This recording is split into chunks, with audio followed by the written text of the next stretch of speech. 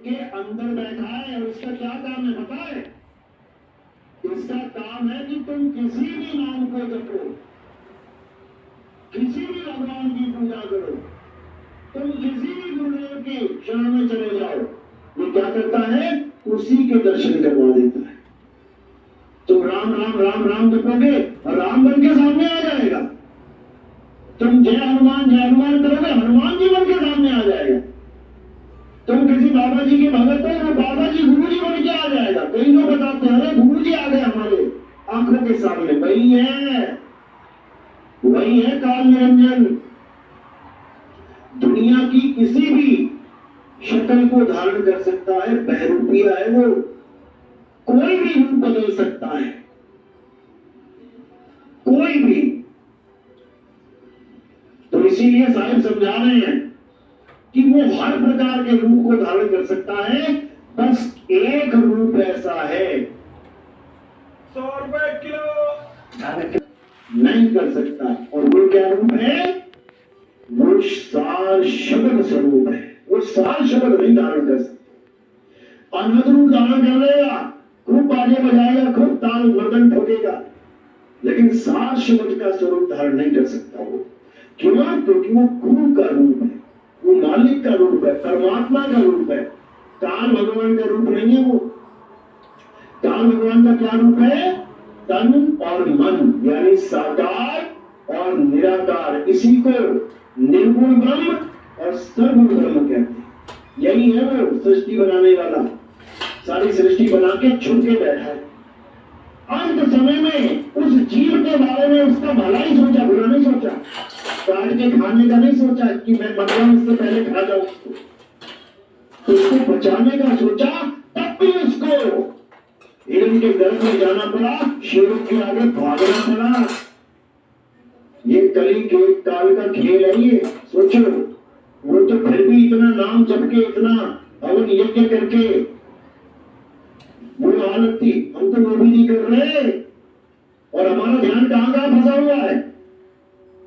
हालत खराब हो जाएगी। गुरु ग्रंथ साहब में बिल्कुल साफ लिखा है, अंत काले जो लक्ष्मी सिमरे, ऐसी चिंता में तेहि मरे, सर्व झूम वो वल वल उतरे।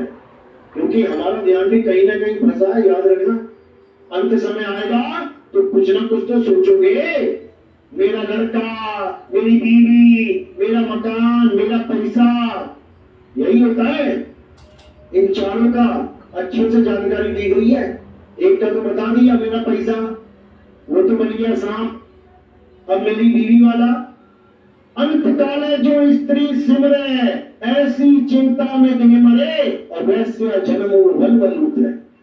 और वैश्य मुंह में चला जाएगा जो मेरी स्त्री करता मरेगा। अब बच्चों की बारी आ गई। अंत काले जो लड़का सिमरे, ऐसी चिंता में देह मरे, सुअर जन्म वो वल वल उतरे। सुअर बन जाएगा वो। 20 बच्चे एक बार में पैदा हो जाएंगे। 5 बार भी आ गई तो बन गई गांधारी, हो गई कौरव की सेना पूरी। 100 बच्चे हैं, अब खूब लेटो घुसटो कीचड़ में बच्चों के साथ। समझ लो। अब मकान, जिसका ध्यान मकान में, ईंट पत्थरों में, मंदिरों में, उसके लिए क्या बोला? अंत काले जो मंदिर सिमरे, ऐसी चिंता में देह मरे, अरे प्रेत जन्म में वल वल उतरे। वो सूक्ष्म शरीरों में भटकेगा जाके, वो भटकता ही रहेगा, उसका कोई हाथ नहीं लगेगा, हालत खराब हो जाएगी। और ये मत सोचना कि मंदिर में भगवान रहते हैं। पहले फिल्म में पता क्या आती थी? पुराना मंदिर। और कौन रहता था मंदिर में? भूत रहता था, भूत। समझ लो। कहने का मतलब, ये ईंट पत्थरों में भगवान नहीं रहते।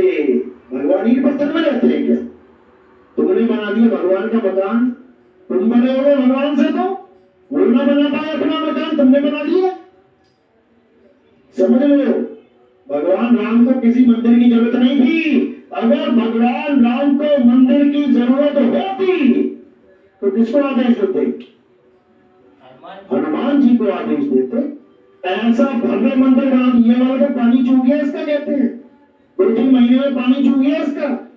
पंडित जी शिकायत कर रहे थे कि जी लेंटर ठीक नहीं पड़ा, और जो हनुमान जी डालते ना मंदिर, वो सारी दुनिया देखती उसको कि क्या है ये, लेकिन हनुमान जी को पता है कि मेरा राम भगवान मंदिर में रहता ही नहीं है, वो कहाँ रहता है। सिग्नल दिया हनुमान जी ने, लेकिन कोई समझ ही नहीं पाया। सिग्नल दे रखा उन्होंने हनुमान जी ने। याद रखो, जो इतने बड़े पुल बना सकते हैं वो क्या मंदिर नहीं बना सकते थे? जो पूरा पहाड़ एक हाथ पे उठा के लेके आ सकते हैं वो क्या भव्य मंदिर नहीं बना सकते थे? कि तुम्हारे हाथों ही लिखा है मंदिर बनवाना, वो भी सरकार से जज के सामने तारीखों पे जा जाके हाँ जज कहेगा तो बनेगा, नहीं कहेगा तो नहीं बनेगा। ऐसा कोई खेल नहीं है।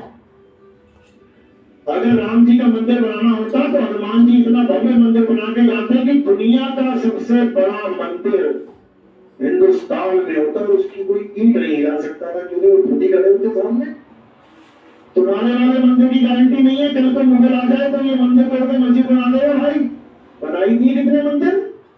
सोमनाथ का मंदिर 17 बार लूट लिया गया। भगवान होता है तो 17 बार लूट जाता, तुम्हारा मकान नहीं लूटेगा सारी उम्र में 17 बार। तुम भी 2, 4, 5 बार चोरी हो जाए तो सीसीटीवी कैमरा लगा के कोई ना कोई इंतजाम कर लोगे कि भैया चोर बहुत शातिर है, तुम भी 5वीं 7वीं बार नहीं लूट रहे होगे अपना मकान, लेकिन भगवान का 17 बार लूट लिया। कारण क्या है? कारण यही है कि भगवान मंदिर में नहीं रहते। अगर भगवान मंदिर में होते तो पंडित जी ताला लगा के जाते, पंडित जी ताला लगा के जाते। तुम चले जाना, बैठ जाना भगवान जी के पास, पंडित जी जाएंगे, उनको कहना मैं यही रहूंगा पंडित जी, ताला लगा के जाएंगे। तुम मंदिर के अंदर बैठ जाना, पूजा करना, पंडित जी को कहना पंडित जी आप जाओ, तो पंडित जी ताला लगा के जाएंगे। तुम अंदर हो तो नहीं जाएंगे। क्यों? क्योंकि तुम अंदर हो। क्या बोलेंगे? भैया ध्यान रखना जब तक मैं आना जाऊं।